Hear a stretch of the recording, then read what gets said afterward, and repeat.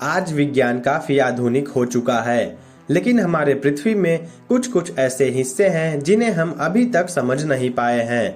मैं बात कर रहा हूँ ओशियंस यानी महासागरों की, जो पूरे पृथ्वी की 3/4 जमीन घेरे हुए है। माना जाता है कि आज हम अंतरिक्ष के बारे में ज्यादा जानते हैं, लेकिन जब बात आती है महासागरों की तो हमें अंदाजा भी नहीं है कि इनकी अंधेरी गहराइयों में क्या क्या रहस्य छुपे हैं।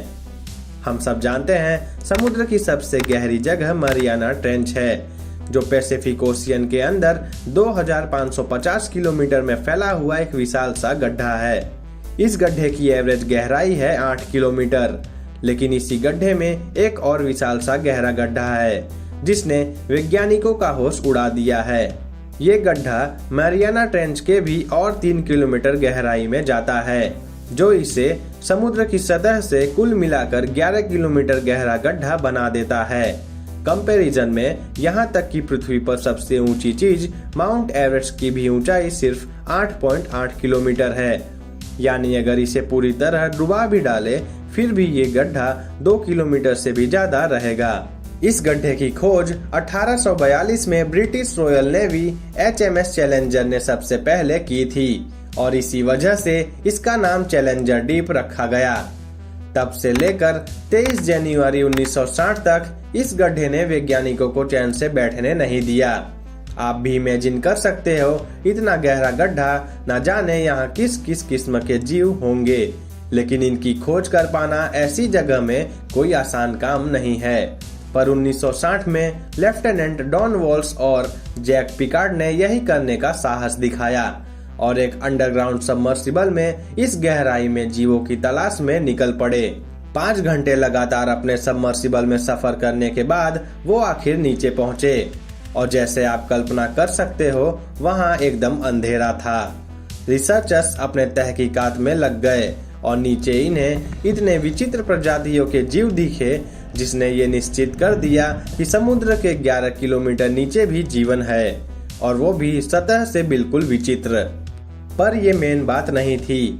जैक पिकार्ड की ऑब्जर्वेशन डायरी में लिखा पाया गया कि जब वो नीचे थे तब वो बहुत ही अजीब सी चीज के गवाह बने। उनके ऑब्जर्वेशन बोट होल से देखी गई एक विशाल सी विचित्र चीज जो उनका पीछा कर रही थी, लेकिन कुछ समय पीछा करने के बाद वो वहां से अपने आप ही निकल गई। वो दोनों बहुत ही डरे हुए थे कि अगर वो विशाल सी चीज गलती से भी उनसे टकरा जाती और उनका व्हीकल टूट जाता तो समुद्र के 11 किलोमीटर अंदर की गहराई में जहां प्रेशर सतह से 1000 गुना अधिक है, उनका टिक पाना नामुमकिन हो जाता। और वैसे ये रिसर्चर्स का क्रू ट्रेंच के अंडरग्राउंड पहाड़ों से भी दूर था, फ्लैट चट्टानी जगह पर। तो ये तो निश्चित था कि इतनी विशाल चीज कोई अनदेखा या अनडिस्कवर्ड चीज ही हो सकता था। फिर 1985 में एक और एक्सपेरिमेंट किया गया और एक टेस्ट व्हीकल को 11 किलोमीटर नीचे भेजा गया।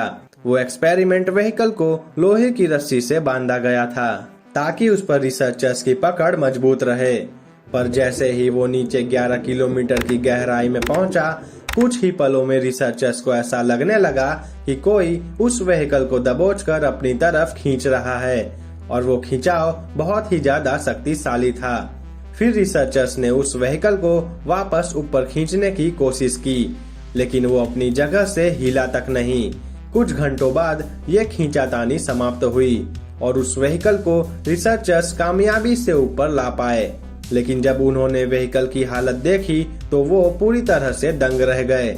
उस व्हीकल को पूरी तरह से तहस महस कर दिया गया था और उसके चारों तरफ विशालकाय दांतों के भी निशान थे। ये देखकर साफ पता चल रहा था कि इसे किसी विशाल सी चीज ने खाने की कोशिश की थी। कुछ स्टील के केबल भी टूटे हुए पाए गए थे, जिसने ये साफ इशारा किया कि ये जीव बहुत ही ज्यादा शक्तिशाली था। फिर दांतों के आकार और शक्ति को नापने के बाद पता चला कि समुद्र के 11 किलोमीटर नीचे जहां 99% प्रजातियां 1 सेकंड भी जिंदा नहीं रह सकती, दुनिया के 2 प्राचीन प्रीहिस्टोरिक जीवों में से एक का छुपा होना संभव था, जिन्हें हम 15 लाख साल पहले ही विलुप्त समझ बैठे थे। ये 2 प्रजाति हैं प्राचीन मगरमच्छ मोजोसोरस या फिर विशाल और खतरनाक शार्क मेगालोडॉन।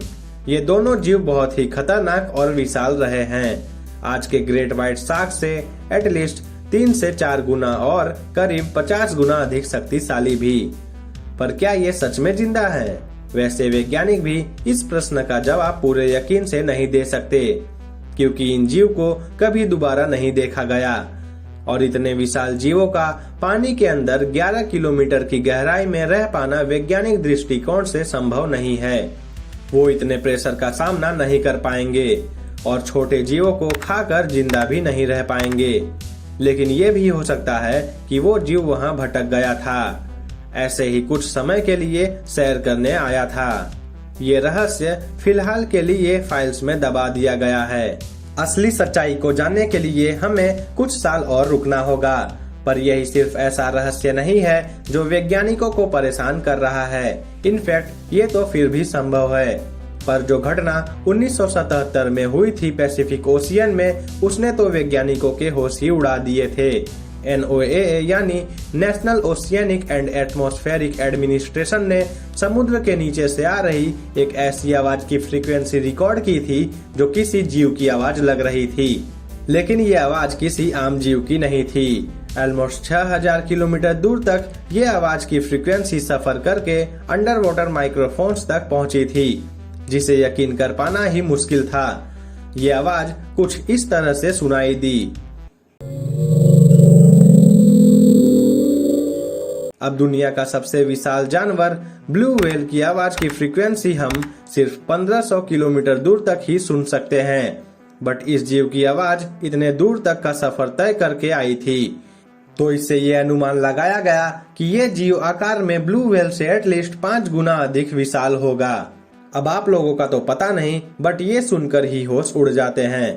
कंपैरिजन के तौर पर ये हैं हम इंसान और ये है द ब्लू व्हेल, 100 फीट लंबी और 200 टन वजन के साथ। अब इससे भी 5 गुना अधिक विशालकाय जीव अगर हो तो वो कुछ ऐसा दिखेगा। सोचकर ही अजीब लगता है। ये आकार में बिल्कुल किसी सी मॉन्स्टर जैसे क्रैकन या लेवियातन जैसा लगता है। पर 2012 में वैज्ञानिकों ने बयान दिया कि ऐसी फ्रीक्वेंसी की आवाज आइसबर्ग की पानी में टूटकर गिरने से उत्पन्न हो सकती है। पर उस घटना की क्या यही सच्चाई थी? मुझे तो नहीं पता। आपको क्या लगता है? वैसे हम आज तक हमारे महासागरों की सिर्फ 5% ही खोज कर पाए हैं। बाकी का 95% बिल्कुल अनडिस्कवर्ड है। वैज्ञानिकों का मानना है कि आज हम सिर्फ 14% समुद्री प्रजातियों से ही वाकिफ हैं और बाकी की प्रजातियां इस गीली चादर के नीचे अब तक रहस्य बनी हैं। तो आपका इस विषय में क्या राय है? क्या आपको भी लगता है कि समुद्र में ब्लू व्हेल से भी साइज में विशाल जीव मौजूद हैं? क्या धार्मिक ग्रंथों की बातें सच हैं? ये कमेंट बॉक्स में बताना। साथ ही वीडियो अच्छी लगी हो तो वीडियो को लाइक, शेयर और चैनल को सब्सक्राइब कर बेल नोटिफिकेशन को दबाना मत भूलना। मिलते हैं अगली वीडियो में, तब तक के लिए गुड बाय।